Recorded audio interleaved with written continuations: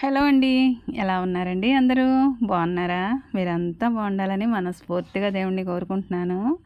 నా వీడియోస్ చూస్తూ ఛానల్‌ని సపోర్ట్ చేస్తున్న ప్రతి ఒక్కరికి పేరు పేరున కృతజ్ఞతలైతే చెప్పుకుంటున్నానండి. ఇదేమిటి నాగమణి పచ్చేపల దుకాణం పెట్టినట్టుంది అని మీకు అనిపించిందా? ఖచ్చితంగా అలాగే అనిపిస్తుందండి. పచ్చేపలు అమ్మేస్తున్నాను నేను కూడాను. ఎందుకంటే చాలా ఎక్కువ ఉన్నాయి కాబట్టి. మా ఊరి చెరువులో అయితే చేపలు పడుతున్నారండి. ఊరి చెరువులో చేపలు పడుతుంటే ఊళ్ళో వాళ్ళందరి ఇళ్లల్లోనూ చేపల కూరే ఉంటుంది.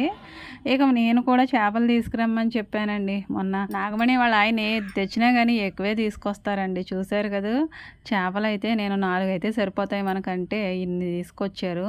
మొత్తం చెరువు నిండా కూడా చిన్న చిన్న చేపలేనంటండి. అదిగోండి నా చేతిలో ఉంది చూసారు? మొత్తం చేపలన్నీ అదే సైజ్ అండి. ఇంకా చిన్నవున్నాయి గానీ పెద్దవైతే లేవు. ఇక చూసి చూసి ఇక ఆయనకి చిరాకేసుకొచ్చి ఇదిగోండి తీసుకొచ్చి ఇన్ని మూటలైతే తీసుకొచ్చి అక్కడ దులిపెళ్ళారనమాట. వాటన్నిటిని చూసేసరికి నాకెలా ఉంటుందంటే మీరు ఊహించుకోగలరు. మనం అనుకున్నట్టు కాకుండా వేరే రకంగా చేపలు గానీ, మాంసం గానీ తీసుకొస్తే ఆడవాళ్ళకి ఎలా మండుతుందండి ఒళ్ళు. నాకు కూడా అదే విధంగా అయిపోయిందనమాట. చేపలు తీసుకొచ్చిన రోజునైతే మా వారి మొఖంలో రక్తం చుక్కుండదండి. ఎందుకంటే అవి నాకు నచ్చుతాయా లేదా అని ఆయనకి చాలా భయం ఉంటుంది. ఏ విషయంలోనూ భయపడరు గానీ, ఇదిగోండి ఇలాంటి చేపలు తెచ్చినా, ఏదైనా మాంసం తెచ్చినా, ఏదైనా కొనుక్కొచ్చినా అది నాకు నచ్చుతుందో, నచ్చదో అని నాకు నచ్చే వరకు కూడా ఆయనైతే చాలా భయపడుతూ ఉంటారు. ఆ మాత్రం ఉండాలి గదండీ మరి. కాకపోతే ఊళ్ళో పట్టగా చేపల చెరువులో చేపలు పడుతూ ఉంటే అందరూ తెచ్చుకుంటున్నారు కదా అని నేను కూడా ఏదో 4 చేపలు తీసుకురమ్మని చెప్పానండి. కమ్మగా చేపల పులుసైతే పెట్టొచ్చనేసి. ఆ రాసినే తీసుకొచ్చి నా ముందు పడేస్తే వాటిని చేయడానికి ఎంత టైం పడుతుంది? వాటిని వండడానికి ఎంత టైం పడుతుంది?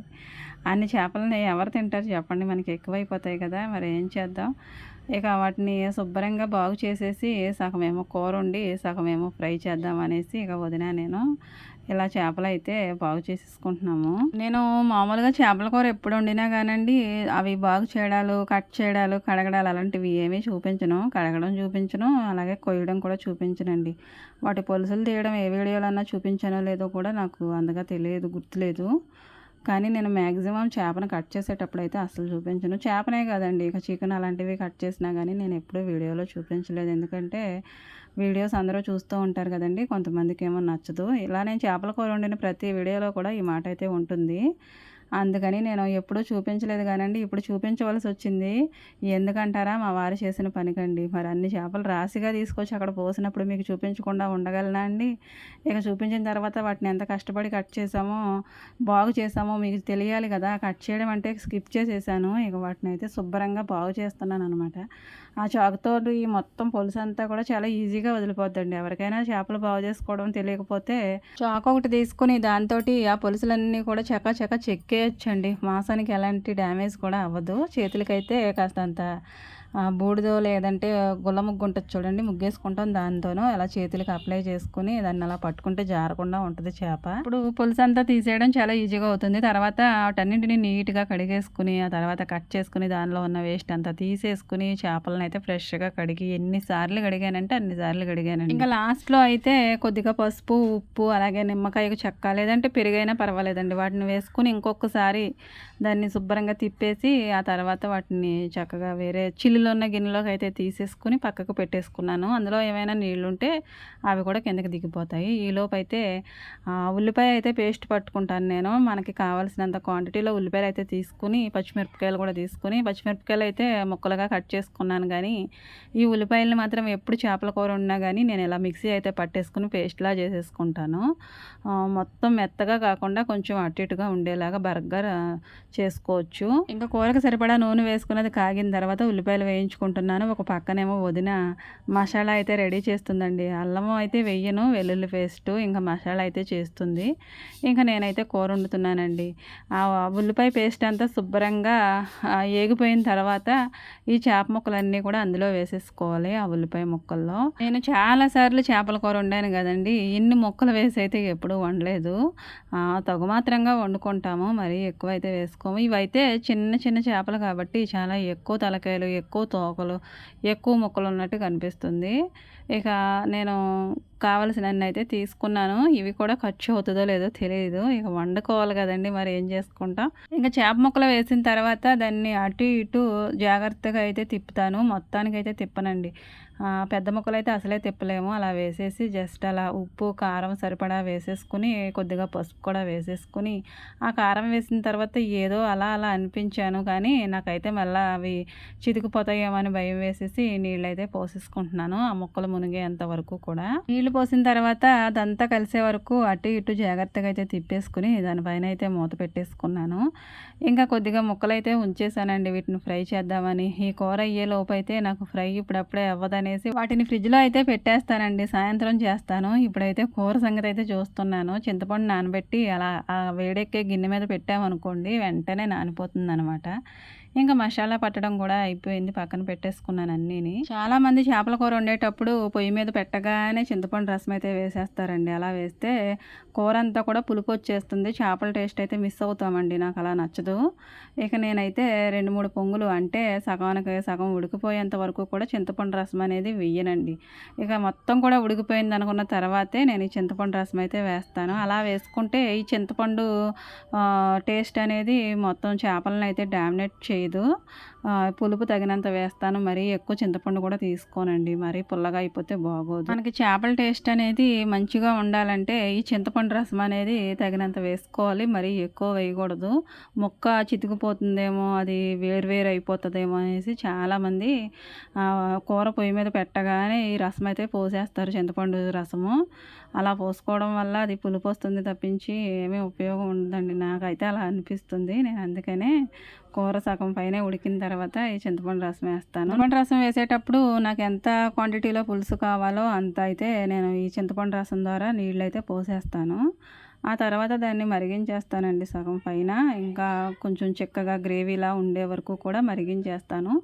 అందుకనే పోసేటప్పుడే చింతపండు రసంతో పాటు నీళ్ళు కూడా కాస్త ఎక్కువ ఉండేలాగా చూసుకుంటాను. మరీ తక్కువ పోసినా అది బాగా డ్రై అయిపోయి ఎగిరిపోయినట్టు అయిపోతుంది కదా! అందుకని కాస్తంత నీళ్ళు ఎక్కువే పోసుకుంటాను చింతపండు వేసేటప్పుడు. టేస్ట్ అయితే తర్వాత చూసుకొని ఇక ఉప్పు సరిపోనట్టుగా ఉంటే ఆ తర్వాత వేస్తానండి. ముందే వేసుకున్నామంటే కసం చేసేస్తాం కదా! అచ్చ తెలుగులో ఏంటంటే ఉప్పు ఎక్కువైపోవడానికి కసం అంటారు మా వాళ్ళు.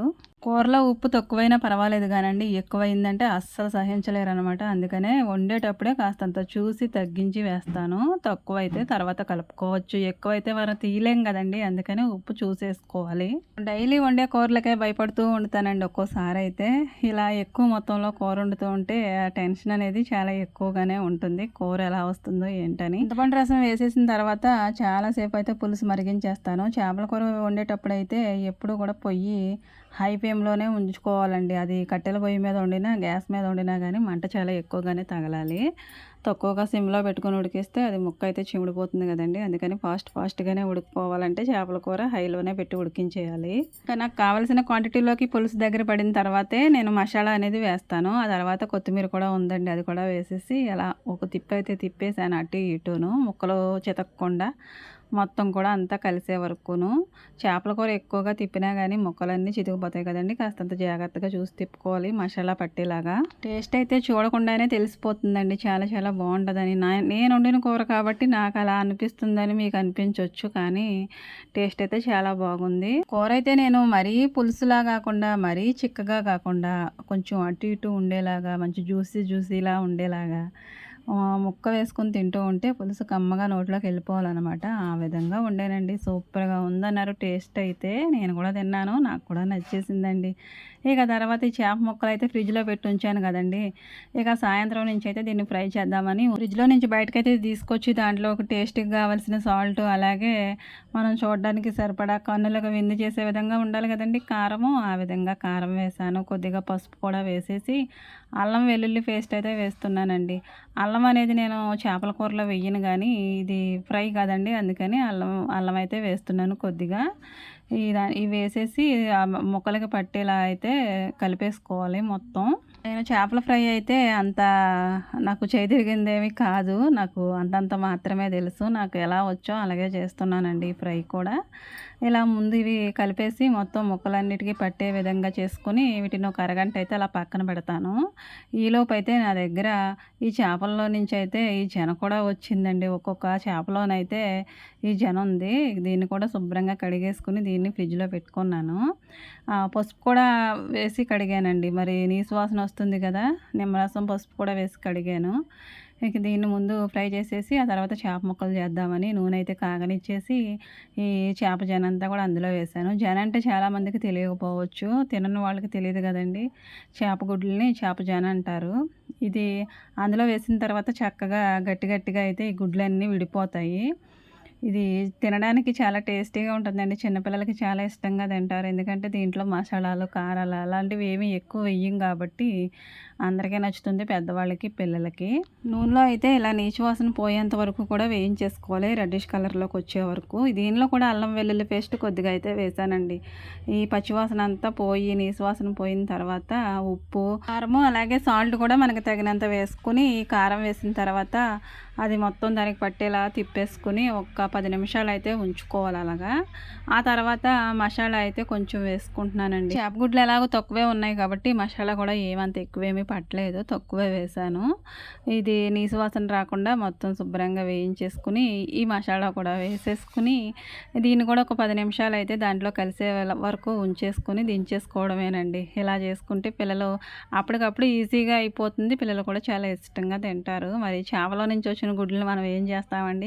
తెలియని వాళ్ళు అయితే పాడేస్తారేమో బహుశా. తెలిసిన వాళ్ళు ఎవరైనా సరే ఈ విధంగానే ఫ్రై అయితే చేసుకుని పిల్లలకైతే పెడతారు. ఒక్క దెబ్బకి 3 పెట్టలు అన్నట్టు చేశారండి ఈరోజు నాకు చేపలతోటి. అసలే చేపలో నుంచి జన వస్తుంది, ఫ్రై చేయమంటారు. ఇవన్నీ పక్కన పెడితే చేపల దుకాణమే తీసుకొచ్చి నా దగ్గర పెట్టేశారు ఈరోజు. ఇక పొద్దస్తమాను వీటితోనే సరిపోయిందండి. అందుకనే ఇక నేను చాలా చాలా రిస్క్ తీసుకుని అయితే ఈ చేపల ఫ్రై, చేపల కూర, చేపల్లో నుంచి వచ్చిన జన కూడా ఫ్రై చేశాను. ఇక మూడవదిగా అయితే చేపల ఫ్రై చేస్తున్నాను. తగినంత నూనె, అంటే నూనె కొంచెం ఎక్కువే వేసుకోవాలి. చాలామంది చేపల ఫ్రై అనగానే దోశలు వేసుకుని ఆ తవ మీద పెట్టేసి వేయించేస్తారండి. నేను ఎప్పుడూ అలా చేయలేదు. నేను మూకుట్లో అయితే నూనె తగినంత వేసుకుని ఇలా డీప్ ఫ్రైలా అయితే చేస్తాను. చేప ముక్కలన్నీ ఒకేసారి పట్టవు కాబట్టి 4 ముక్కలు, 3 ముక్కలు, 5 ముక్కలు అలా వేయించుకుని పక్కకు తీసుకుని ఒక్కొక్క దానికి చాలా టైం పడుతుందండి. ఒక్కొక్క అరగంట పైనే పడుతుంది. అలా వేయించిన తర్వాత వాటన్నిటిని పక్కకు తీసేసి ఆ తర్వాత అన్నీ కూడా అదే నూనెలో మళ్ళీ వేసి దాంట్లో అల్లం వెల్లుల్లి పేస్ట్ అలాగే మసాలా కూడా వేసేసి ఇంకాస్త సేపు దాన్ని వేగనిచ్చి దాంట్లోకి పట్టేలా చేసేసి ఆ తర్వాత అయితే స్టవ్ అయితే ఆఫ్ చేసేస్తానండి. ఇంత ప్రాసెస్ ఉంటుందండి. చేపల ఫ్రై నాకు ఇష్టమే కానీ చేయడానికి అయితే చాలా టైం వెచ్చించాల్సి వస్తుంది. అక్కడ ఎక్కువసేపు నిలబడాలి. అందుకని నేను ఎక్కువగా కూర వండడానికే ఇష్టపడతాను. పిల్లలు పాపం వాళ్ళకి కూడా మనం అప్పుడప్పుడు టేస్టులు చూపించాలంటే కష్టపడక తప్పదు కదండి. అందుకని చేపలు ఎలాగో ఎక్కువే ఉన్నాయి అనేసి ఈసారి అయితే నేను చేపల ఫ్రై కూడా చేశాను. చేపల ఫ్రై కూడా చాలా బాగా వచ్చిందండి. చేపల ఫ్రై వేగుతూ ఉంటే స్మెల్ అయితే మొత్తం ఇల్లంతా పట్టేసింది అనమాట. వారు చేసిన పనికి రోజంతా ఈ చేపలతోనే కష్టపడుతూ ఉండిపోవాల్సి వచ్చిందండి. మరి కష్టం వెనకాల చాలా చాలా ఇష్టం కూడా ఉంటుంది అనుకోండి. చేపల కూర వండడంలో కానీ ఫ్రై చేయడంలో కానీ నేను ఎలాంటి ప్రొఫెషన్ అయితే కాదండి. నాకు వచ్చిన పద్ధతిలో నాకు తెలిసినట్టుగా అయితే ఇలానే వండుతాను. మా వాళ్ళకి కూడా ఈ టేస్ట్ అయితే చాలా బాగా నచ్చుతుందండి. చేపల కూర, చేపల ఫ్రై, చేపల జన ఫ్రై 3 రకాలు చేసేటప్పటికి హమ్మయ్య అనిపించిందండి. ఏ పని చేసినా ఎవరికైనా ఇలాగే అనిపిస్తుంది కదండి. వీడియో కనుక నచ్చితే లైక్ చేయండి. అలాగే కూర కూడా నచ్చితే కామెంట్ చేయండి. లైక్ ఇచ్చిన వారు తప్పనిసరిగా హాయ్ అని అయినా సరే ఒక కామెంట్ పెట్టండి. మీరు ఎవరు చూస్తున్నారో నాకు తెలుస్తుంది. అలాగే కొత్తవారు ఎవరైనా చూస్తున్నట్లయితే ఛానల్ని సబ్స్క్రైబ్ చేసుకోండి. మరో వీడియో చేయడానికి మోటివేట్గా ఉంటుంది. Thank you for watching.